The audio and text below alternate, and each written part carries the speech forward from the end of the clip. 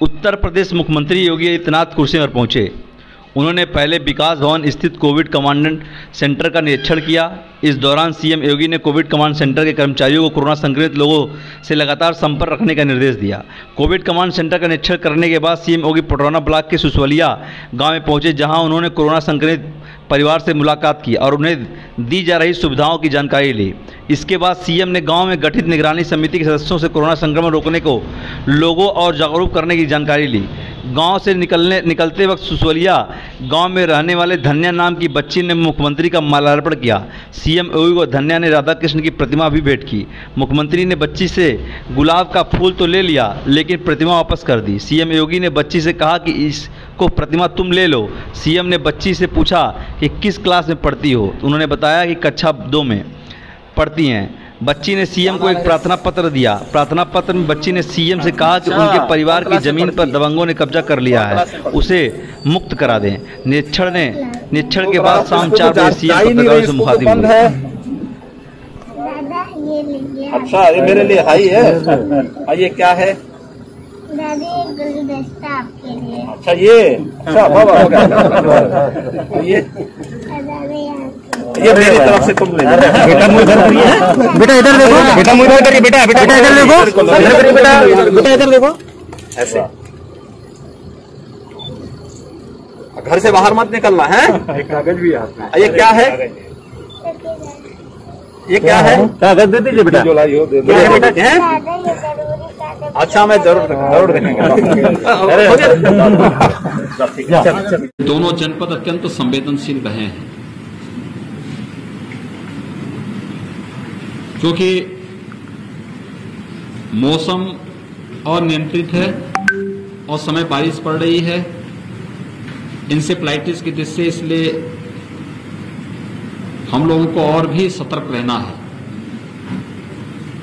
Corona महामारी के खिलाफ पूरे देश के अंदर जो अभियान आदरणीय प्रधानमंत्री जी के नेतृत्व में चल रहा है, उसके अपेक्षित परिणाम आ रहे हैं।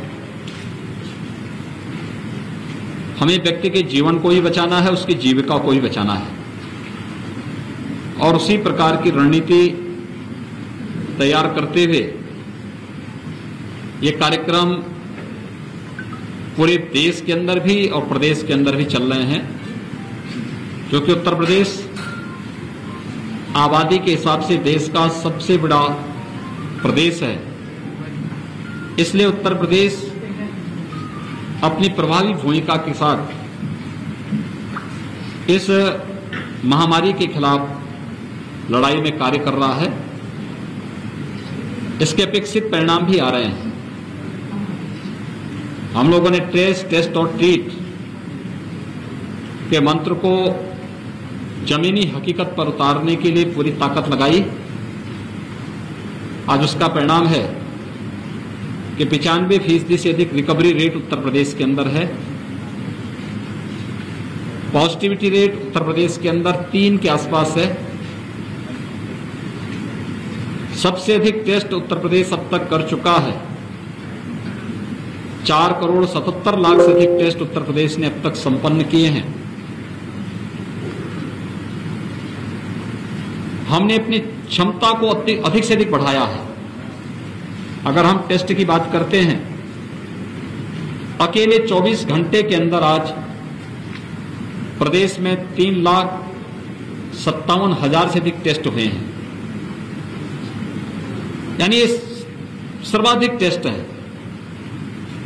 कोरोना चेन के संक्रमण को ब्रेक करने के लिए टेस्ट आवश्यक है, और उसी दृष्टि से यह अभियान हमारे निरंतर आगे चल रहे हैं।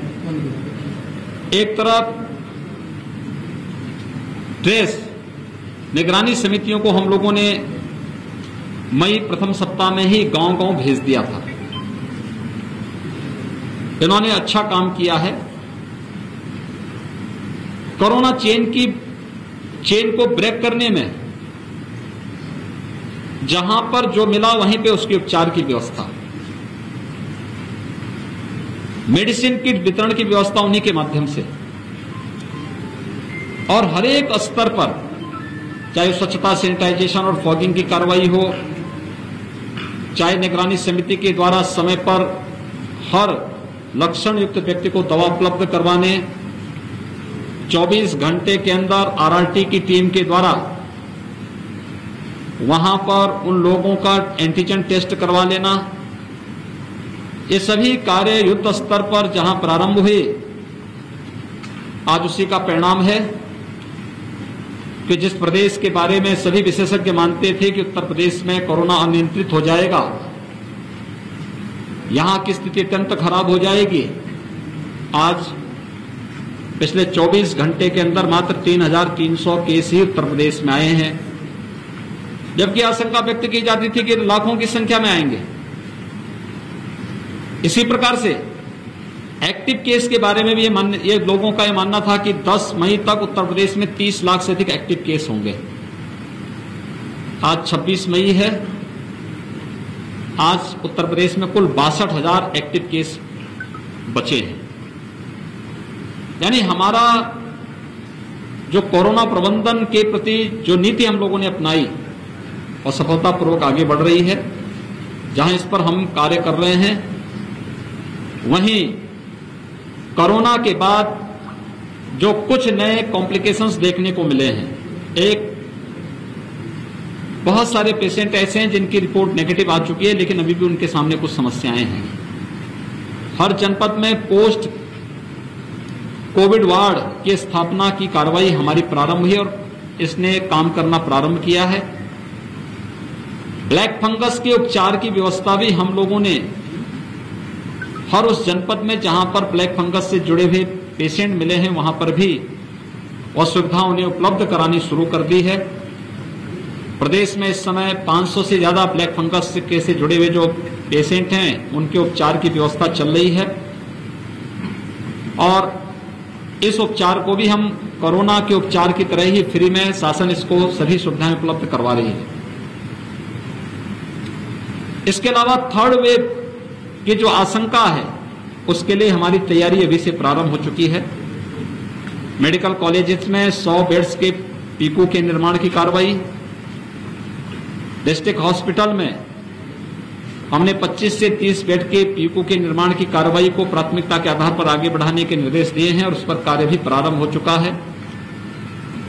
इसके अलावा कुछ सीएससी को भी हम इसके साथ जोड़ रहे हैं, जहां से लोगों को या बच्चों को वहां पर स्थानीय स्तर पर ही ये सुविधा उपलब्ध हो सके।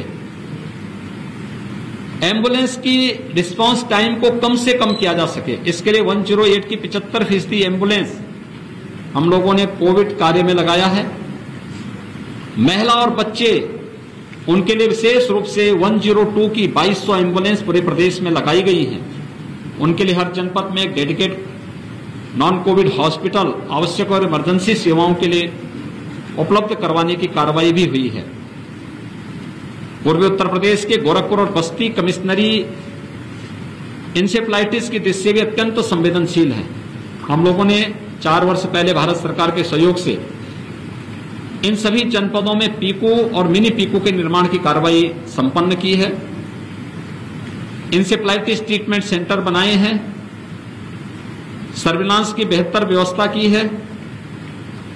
जो भी मैन पावर या जो भी चिकित्सक, पैरामेडिक्स या नर्सिंग स्टाफ इसमें लगा हुआ है, उन सबके प्रशिक्षण की भी कार्रवाई की है। आगे थर्ड वेव के लिए भी और इंसेफ्लाइटिस की संभावित स्थिति को ध्यान में रखने के लिए भी हम लोगों ने कहा है कि हम लोग इस पर विशेष ध्यान दें कि मैन पावर का प्रशिक्षण भी साथ साथ चलना चाहिए। दूर दराज के जो क्षेत्र हैं, वहां पर सीएससी भी हम कोविड के साथ साथ इंसेफ्लाइटिस ट्रीटमेंट के लिए उनको भी तैयार रखेंगे। ये व्यापक समीक्षा यहां पर हुई है। हम लोगों ने स्वच्छता, सैनिटाइजेशन और फॉगिंग पर भी विशेष ध्यान देने के लिए कहा है। यद्यपि ये विगत वर्ष से ही प्राथमिकता के आधार पर इसे आगे बढ़ाया जा रहा है, क्योंकि ये कार्रवाई वर्तमान में कोरोना की चेन को ब्रेक करने में मदद करेगा और भविष्य में बरसात के बाद यह इंसेफ्लाइटिस, मलेरिया, डेंगू, कालाजार, चिकनगुनिया जैसी बीमारियों को रोकने में भी ये मदद करेगा। इंसेफ्लाइटिस प्रभावित गांवों में अभी से शुद्ध पेयजल की आपूर्ति को सुनिश्चित करवाना, व्यापक अवेयरनेस के कार्यक्रम को भी वहां आगे बढ़ाना, इन सभी के बारे में आज यहां पर विचार विमर्श हुआ। जो कार्य जिला प्रशासन ने किया उसकी समीक्षा की गई और क्या बढ़ोतरी इसमें हो सकती है इस पर भी उन्हें बताया गया है। कम्युनिटी किचन, कोरोना कर्फ्यू के दौरान होटल रेस्टोरेंट बंद हैं, मरीज के परिजन कहां भोजन पाएंगे, कम्युनिटी किचन के माध्यम से उन्हें भोजन की व्यवस्था उपलब्ध करवाने के लिए निर्देश दिए गए हैं।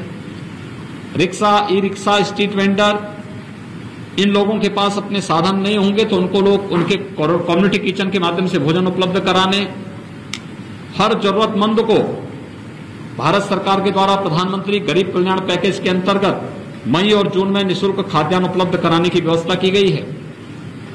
राज्य सरकार के द्वारा जून, जुलाई, अगस्त में निःशुल्क खाद्यान्न हर जरूरतमंद को उपलब्ध करवाने के साथ ही जितने भी श्रमिक हैं, संगठित और असंगठित क्षेत्र के, स्ट्रीट वेंडर हैं और अन्य प्रतिदिन मेहनत करके कमाने खाने वाले उन लोगों के लिए भी भरण पोषण भत्ता की व्यवस्था सरकार ने जून महीने में प्रारंभ की है। ये सभी कार्रवाई हमारी साथ साथ चल रही है। मैंने सभी जनप्रतिनिधियों से भी अपील की है, कोरोना के दौरान उन्होंने बेहतर कार्य किया। किसी एक सीएससी अपनी विधानसभा क्षेत्र में या अपने संसदीय क्षेत्र में किसी एक सीएससी या पीएससी को वे गोद लें और उस पर वे निरंतर वहां विजिट करके वहां की गतिविधियों को आगे बढ़ाने में अपनी मदद करेंगे तो ग्रामीण क्षेत्र में स्वास्थ्य सुविधाओं को और बेहतर बनाने में हमें मदद मिल सकती है। कोरोना के खिलाफ जो लड़ाई चल रही है इसमें वैक्सीनेशन का भी बहुत बड़ा रोल है। प्रदेश ने अब तक 1,81,00,000 से अधिक लोगों को वैक्सीन दिया है। इसमें 13,65,000 से अधिक युवाओं को उपलब्ध हमने उत्तर प्रदेश के अंदर वैक्सीन उपलब्ध करवाया है। 1 जून से हम वैक्सीनेशन के कार्यक्रम को काफी ज्यादा तेजी के साथ आगे बढ़ा रहे हैं। 45 साल से अधिक उम्र के प्रत्येक व्यक्ति को वैक्सीन पहले से ही उपलब्ध कराया जा रहा है हर एक जनपद में। प्रदेश के अंदर वर्तमान में 23 जनपदों में हम लोगों ने 18 से 44 वर्ष की आयु के लोगों को वैक्सीन देने की कार्रवाई प्रारंभ की है।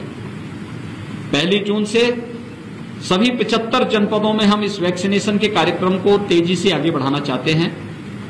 इसके लिए सभी प्रकार के निर्देश हर जनपद को दिए जा चुके हैं। 18 से 44 वर्ष की आयु वर्ग के जिन लोगों को ये वैक्सीन देना है उसमें कुछ प्राथमिकताएं भी तय की गई हैं। अभिभावक स्पेशल बूथ बनेंगे। 12 साल से छोटी उम्र के जितने बच्चे हैं उन सभी बच्चों के अभिभावकों को प्राथमिकता के आधार पर कुछ बूथ उनके लिए बनेंगे जहां पर अभिभावक स्पेशल के रूप पर उनको वहां वैक्सीन दिया जा सके, क्योंकि 3rd वेव की आशंका को ध्यान में रखते हुए उन्हें सुरक्षा कवच वैक्सीन के माध्यम से उपलब्ध करवाने के लिए आवश्यक है। दूसरा, मीडिया के कर्मियों के लिए हर जनपद में एक बूथ और न्यायिक अधिकारियों के लिए भी हर जनपद में उनके परिवार के लोगों के लिए अलग से एक बूथ हर जनपद में बनाने के भी निर्देश दिए गए हैं। अब एक क्रमिक रूप से हर माह वैक्सीनेशन की कार्रवाई तेजी के साथ आगे बढ़ेगी। मेरा अनुमान है कि हम लोग जून महीने में